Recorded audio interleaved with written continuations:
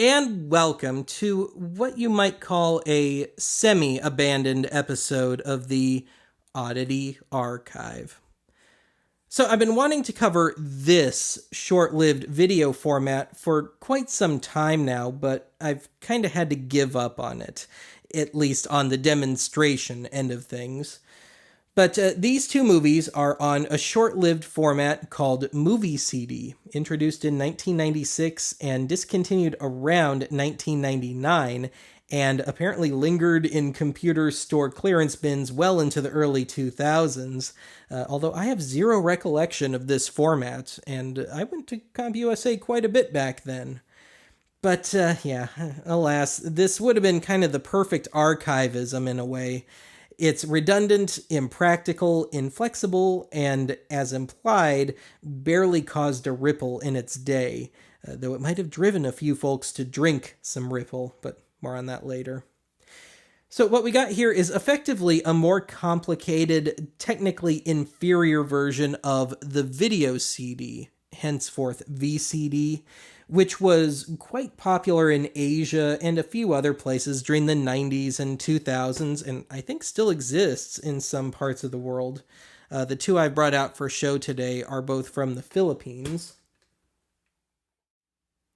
Now, I guess you could say there was one practical intent behind this format, and that is the then great novelty of watching videos on your computer.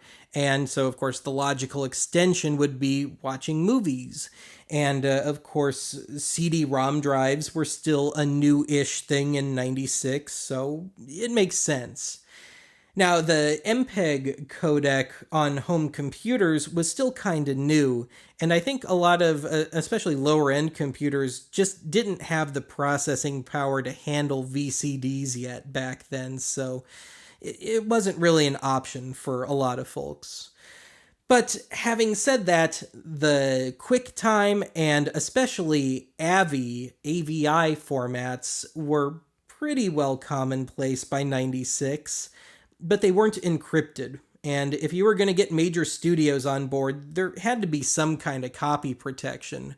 Although, funnily enough, early VCDs don't have copy protection because those things were meant to be played on a proto-DVD player kind of thing. It only became later on where it became a computer thing, and, of course, the rise of recordable CDs and such. But anyway, the whole copy protection thing brings me to my next point, and that is that MovieCD ran with the now ultra-obscure MVI2, or Motion Pixels codec, which was wrapped in a common AVI file. So I guess you got a little bit of encryption there. And to hedge the bets in the eyes of the studios, you also couldn't return an open MovieCD, because if you tried hard enough, I guess you could copy it. But MVI2 created two big problems.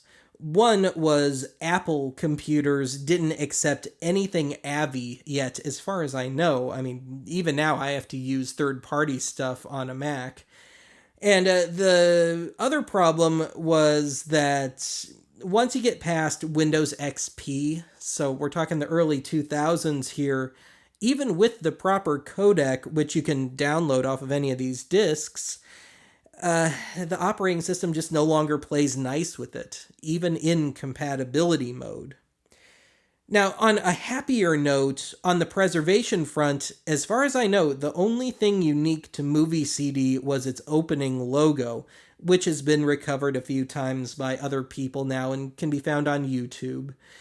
And also, as far as I know, every title ever released on MovieCD was also, at the very least, issued on VHS, so preservation of these things isn't really too big an issue.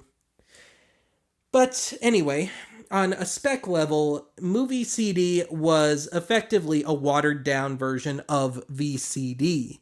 And a VCD could get you a 352 by 240 pixel resolution with stereo sound and, by extension, 2-channel pseudo surround sound, like Dolby Surround on a VHS tape. And yeah, VCD could at least get you within spitting distance of VHS quality. Now, movie CD topped out at 320 by 240 pixels.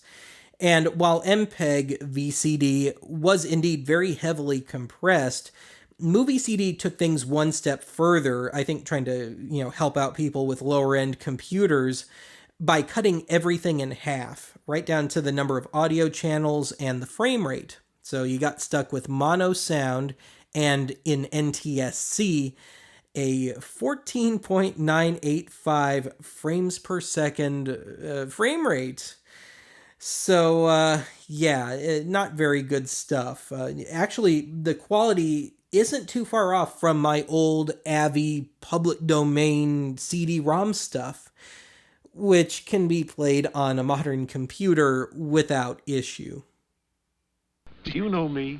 Would you believe I'm Bugs Bunny? I'm also the voice of many other cartoon characters. But in here, they don't care if I'm Elmer Fudd. So I carry an American Express card, the one card I need for travel and entertaining, for business and pleasure. Well, without this, the only way I'd get any attention is by saying, that's all, folks.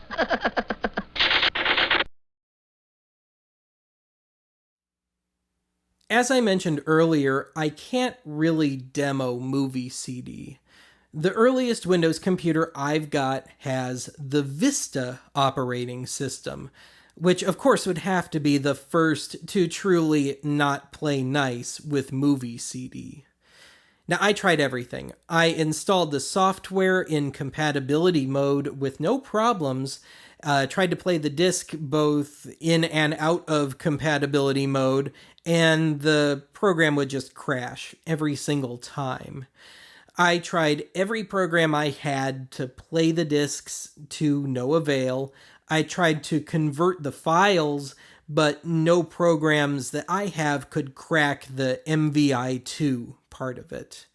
The best result I got was trying to play the disc in Windows Media Player, in which I was able to get sound, but that was it.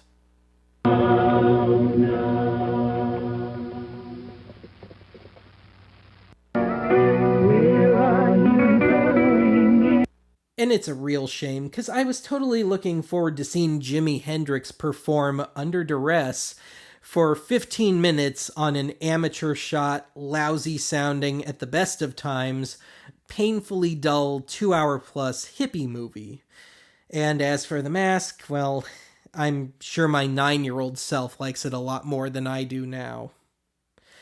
So anyway, back to business here. Let's finish the story of movie CD here. The timing of this format could not have been any worse. These were introduced in 1996, the same year that DVDs were introduced in Japan, at least, and then they came out in 97 here in the US. DVD-ROM drives were introduced in November of 1996, in Japan at least, and March of 97 in the US. And really with it allowing pretty much any computer with a DVD-ROM drive to play DVDs, solving the movies on the computer problem once and for all. So even though the price of a movie CD was a good bit lower, $15 to $20 a piece at the time, and required no additional hardware, it just wasn't really worth it. To put this in perspective, yeah, DVDs upon launch were, if memory serves, 25 to 40 bucks a pop, and you had to have one of those drives. But I think anybody that was really interested in watching movies on their computer or trying to forward it to their TV somehow, it just wasn't enough to make it preferable to a DVD.